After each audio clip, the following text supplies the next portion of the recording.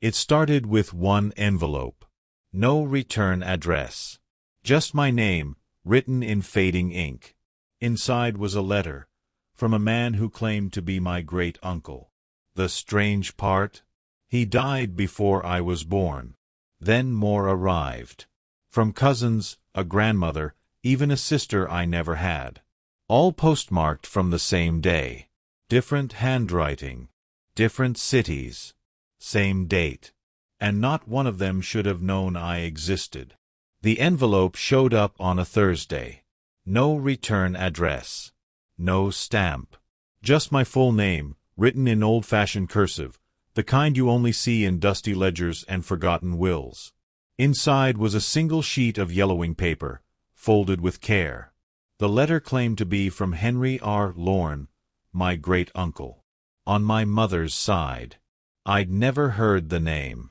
When I showed my mom, the color drained from her face. "Henry died in 1965, she whispered. "You weren't born until 1994. "That's not possible." But the letter knew things no stranger could. My childhood nightmares. The scar on my left knee. The green sweater I wore in 3rd grade, the one we lost on a school trip. At first, I laughed it off. A prank, maybe.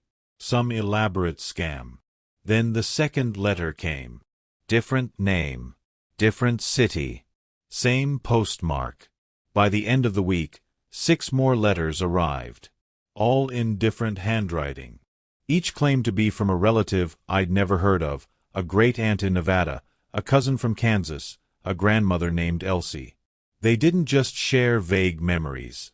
They told stories no stranger could know, a secret nickname from kindergarten, the hiding spot behind my childhood dresser, the exact words of an argument my parents once had, one I barely remembered.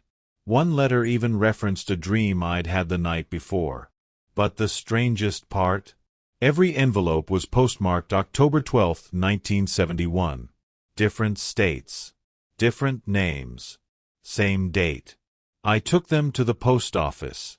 The clerk studied them, eyebrows furrowed. "These aren't fakes," he said. "They're real. But this type of ink hasn't been used in decades." Then he looked at me. "Where exactly are these coming from?" Because no one had seen them delivered.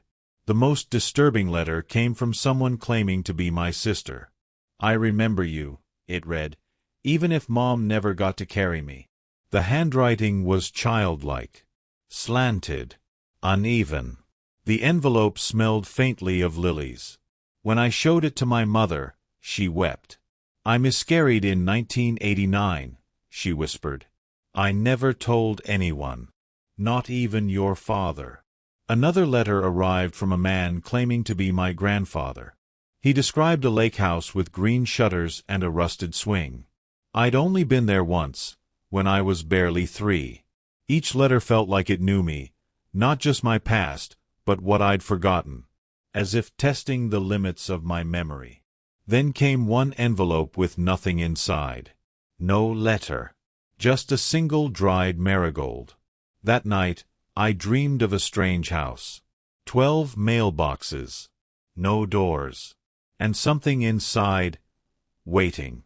I couldn't shake the postmark date, October 12, 1971. So I started researching. Every name from the letters, Henry Lorne, Elsie, the cousin from Kansas. I ran them through death records, obituaries, archived census data. Every single one had died on that same day. Some perished in fires. Others in car crashes. One simply vanished during a storm. They didn't die in the same place.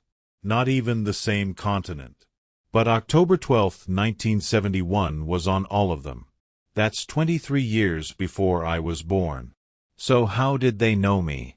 My memories? My future? And then there was the phrase, the one I hadn't noticed at first, but which appeared at the end of almost every letter, scrawled in a hurried, frantic hand. "We are still trying to come back." Come back from where? Or worse, come back through what? Only one letter included a return address, typed in perfect alignment, too clean to feel natural. 12 Grove Mile, Shale County, MO. It didn't exist on GPS. But on an old highway atlas from the 1960s, I found it. Shale County. A real place.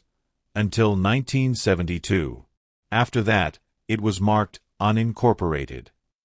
No roads in. No listed towns. I went anyway. 10 minutes off the main road, my phone died. No signal. I drove for what felt like hours, gravel popping beneath the tires.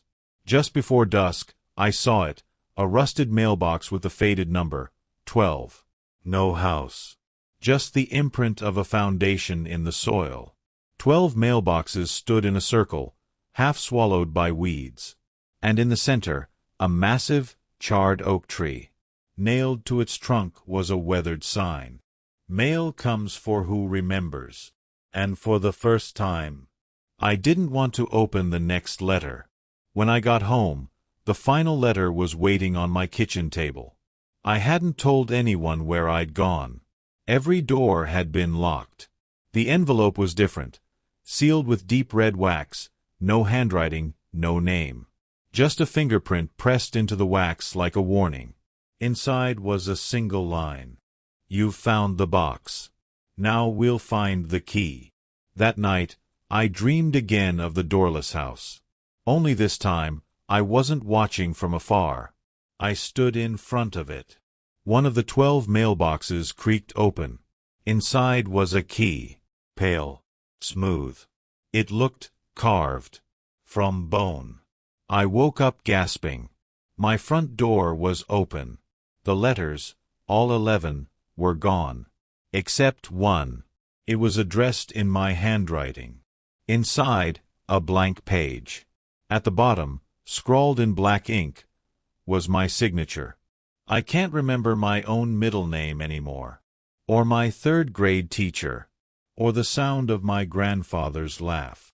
Little things are vanishing, slipping through cracks like smoke. I don't think the letters just found me. I think they claimed me. Anchored themselves to memory. Now, some nights, the mailbox rattles, though there's no wind, no mail truck. And when I look outside, I see figures at the curb. Familiar shapes. Watching. Waiting. They'll write again. From Shale County, or from wherever forgotten things go. And next time, I might open the door.